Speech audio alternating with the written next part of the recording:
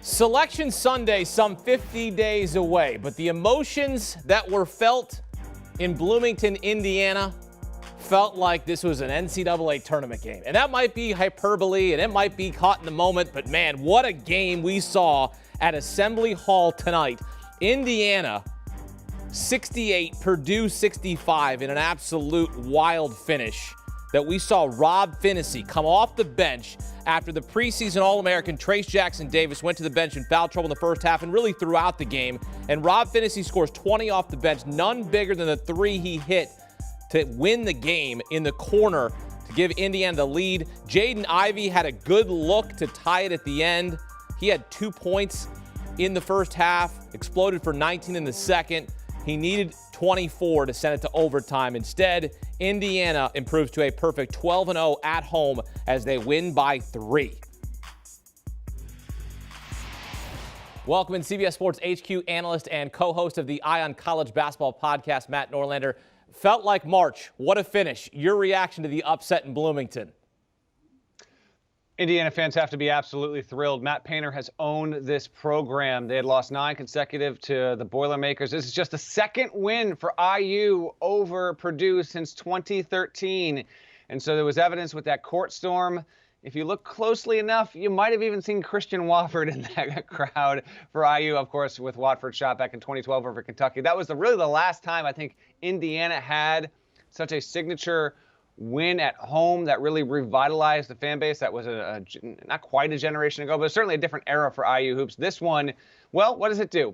It validates Indiana in the greater hierarchy of the Big Ten. Certainly keeps this team on a track to getting to the NCAA tournament, which it failed to do under Archie Miller, and that's what led to Archie Miller no longer coaching there. And Mike Woodson, by the way, his reaction shot.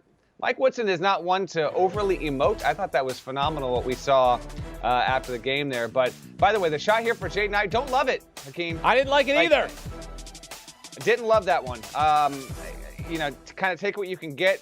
Jaden Ivey was the reason why they were even in this game to begin with, so I get all that, but didn't love the shot there. So my takeaway is more about Indiana than Purdue, though we should get to, obviously, Purdue in a second here. But for the Hoosiers, man, Rob Phinisee! This is the kind of game that he will remember, have people asking him about, into his 60s and 70s and 80s. I mean, what a huge performance. Him and Xavier Johnson combined to really save Indiana in this spot. Again, Trace Jackson-Davis, that's the team's best player. Everyone knows it. Trace Jackson-Davis has been a top 15 player in America this season, but he had foul trouble. And it was Phinisee in the first half who even, keyed an Indiana run to flip the lead. And then he comes up big with that shot. He's not even a good three-point shooter. Catch off the wing. He's shooting like 27 and change from beyond the arc this season. Gets the bucket. These kind of moments on these kind of nights, man, this is why we love college basketball, men's college basketball, women's college basketball, because they can provide such powerful emotional victories. This was cathartic for Indiana. Not just because, we might have a tournament team again, because you beat Purdue. This is the oldest rivalry in the history of the Big Ten. Purdue owns the series lead by a sizable amount. But on Thursday night, that didn't matter. And the Hoosiers knocked off a top 5 team and gave that program one of their best wins of the past 5 to 7 to 10 years. This is why we love sports. And you mentioned Mike Woodson, star player at Indiana, first season as head coach in Bloomington. You touched on in terms of what it means for Woodson and the Hoosiers. Clearly, they're going to be in the top 25. But when you look at what happened in this game, right? Trace Jackson-Davis in foul trouble, and then Rob Phinisee helping pick this team up. What does it say about this team to be able to battle a team like Purdue with a very good roster, especially their front court, and to be able to come away victorious at home where they haven't lost all season? It's a very good indicator. There's nothing against Archie Miller, but I think this kind of game, this kind of spot the past couple of years, Indiana's just not winning this game. But that was not the case on Thursday night. How about this? It was more assertive in getting to the foul line. Purdue entered the night, having shot more than 100 more foul shot attempts than their opponents on the season. But it was Indiana that had the edge at the foul line. And there were a couple of things that went wrong. Oh, by the way, love the preparation. Do we realize Indiana had 3 turnovers? 3! These things add up. Good from beyond the arc. Purdue was atypically not good from beyond the arc. Indiana did not force did not give up some unforced turnovers, only 3 of them, and then you get just, a career game out of Rob Finney, who's had a bumpy career at IU. For him to get this in this spot, that's big time stuff there. So yeah, this program has not made the NCAA tournament since 2016, although it would have almost certainly made it had we had a 2020 tournament, but we didn't. So the fact of the matter is, Indiana fans have not been able to experience their team in the NCAA tournament since Crean got them there as a 5 seed in 2016 when they made the Sweet 16. So I do anticipate, now there's still more work to do, but I do anticipate we will see the cream and crimson in the field of 68 once we get to Selection Sunday. Look, this was an interesting matchup, right? Because it was strength versus strength. And it's obviously an in-state rival with Purdue and Indiana going head-to-head. But Purdue, 4th in the nation in scoring, leading the Big Ten against Indiana, who has the #1 scoring defense in the Big Ten. And it proves that defense wins the day, even in these games in January, Matt. Yeah, I actually thought that Indiana was going to need to get to 75 to win this game, which it had actually struggled to do against some better defensive opponents earlier this season, but that was not the case. Indiana's defense won out. Mike Woodson is going to be a coach that I think is going to have his teams tend to win a bit more with defense than offense, and this was certainly inspiring, so that's a good sign. Let me flip it to Purdue here, though.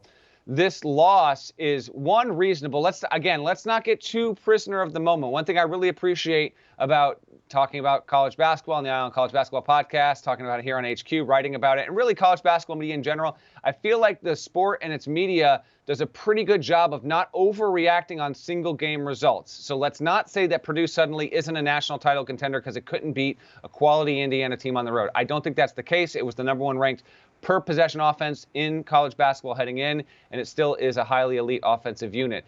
But having said that, I think these kind of losses, when you kind of take a scan around the sport and you say, well, do we really want to consider Purdue to be on that level with the likes of Gonzaga, Auburn, Arizona, maybe even Kansas, these kinds of teams that have really high-end potential? Is the defense going to be able to be good enough down the stretch?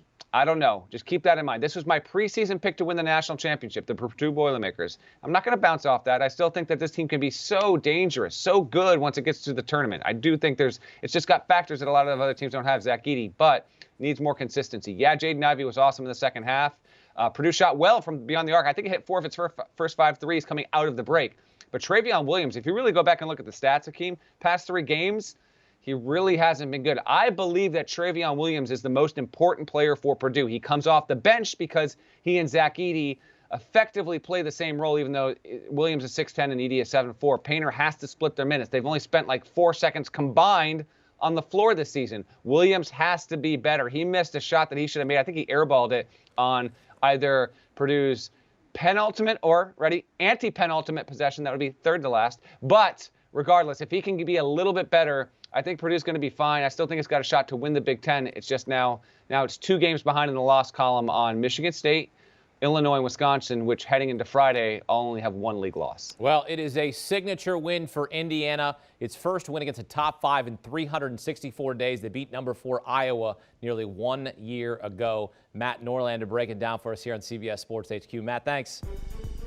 And for more from Matt Norlander, he joins Gary Parrish on the Ion College Basketball Podcast, delivering commentary, reporting insider information as they break down all the big storylines in college hoops. Of course, we'll be talking about this one as Indiana upsets Purdue. The Ion College Basketball Podcast. Download and subscribe today. Do you want a sports network that delivers everything that matters about the game? The highlights, the picks, the instant analysis, no yelling, no fake debates, no politics. Hit the subscribe button and never miss a moment.